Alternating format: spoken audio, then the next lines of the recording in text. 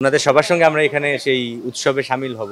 এবার যেটা হয়েছে ভালো লাগবার যে আমার কাছে যেটা আমি দুপুরের পর এসেছি জুম্মার পরে এসে দেখলাম যে ভোটারদের উপস্থিতি সুন্দর, শৃঙ্খলা ছিল, কোনো চিৎকার চেঁচামেচি ছিল না। এটা আমাকে আরাম দিয়েছে এবং কাদা ছোড়াছুড়ির যে বিষয়টা এই পুরো নির্বাচন ঘিরে হয়তো দু একটা কথা বলেছেন, এর বাইরে আসলে খুব একটা মানে অহেতুক কথা বা আরেকজনকে অ্যাটাক করে কথা এই জিনিসগুলো আমি পাইনি। এটা আমার ভালো লেগেছে, যেই কারণে আসলে আমি আজকে বলতে চাই যে নির্বাচনটা সুন্দর হয়েছে। ভোট দেওয়াটা আমি লাস্ট ভোট দিব, আমি বলেছিলাম লাস্ট ভোট দিয়েছি, দিয়ে বের হলাম কিছুক্ষণ আগে, যে অন্ধকার হয়ে গেছে এইটা এনজয় করেছি। এবং গতকাল থেকেই যে আগামীকাল মানে আজকের দিনের কথা বলছি যে নির্বাচন হবে, সেটা পুরোটাই একটা উৎসব মুখর আমেজ আমার মধ্যে ছিল। একদমই না, একদমই না। আমি মাঝখান থেকেই ভেতরে ছিলাম, প্রার্থীদেরকে আমি ওভারটেক করেছি সম্ভবত 2:30টার দিকে। সো এটা দাম তখনই শেষ যখন আমি ভেতরে চলে এসেছি। দামের বিষয় না, বিষয়টা হচ্ছে যে আমি বলেছিলাম যে আমরা একসঙ্গে কয়েকজন আছি, সবাই মিলে শেষের ভোটটা দিব, ওইটাই, অন্য কিছু না। এইবার ঘটনা হচ্ছে যে প্যানেল তো গতবার একটা ফুল নেই, ভেঙে হয়েছে এদিক সেদিক।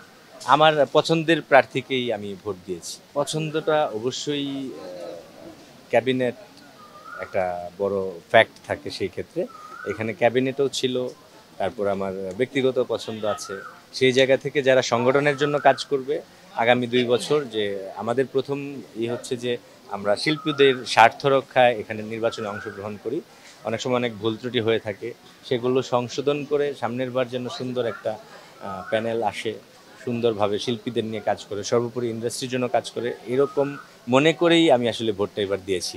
ইনশাল্লাহ যাদেরকে ভোট দিয়েছি, যদি ওনারা নির্বাচনে জয়ী হয়ে আসেন, বিজয়ী হয়ে আসেন, নিশ্চয়ই তারা আমাদের কথা ভেবেই কাজ করবেন। প্রত্যাশা একটাই, এই বাংলাদেশ চলচ্চিত্র শিল্পী সমিতি তাদের আমাদের যে শিল্পীরা আছেন প্রথমত তাদের স্বার্থ রক্ষায় কাজ করবেন। এটা অলাভজনক একটা প্রতিষ্ঠান, সেটা আমরা সবাই জানি। প্রথম স্বার্থ হচ্ছে যে শিল্পীদের স্বার্থটা দেখতে হবে, পরবর্তীতে শিল্পীদেরকে গুছিয়ে রাখা, সুন্দর রাখা, তারপর হচ্ছে সর্বোপরি ইন্ডাস্ট্রির স্বার্থ রক্ষা করবে বাংলা চলচ্চিত্র শিল্পী সমিতি।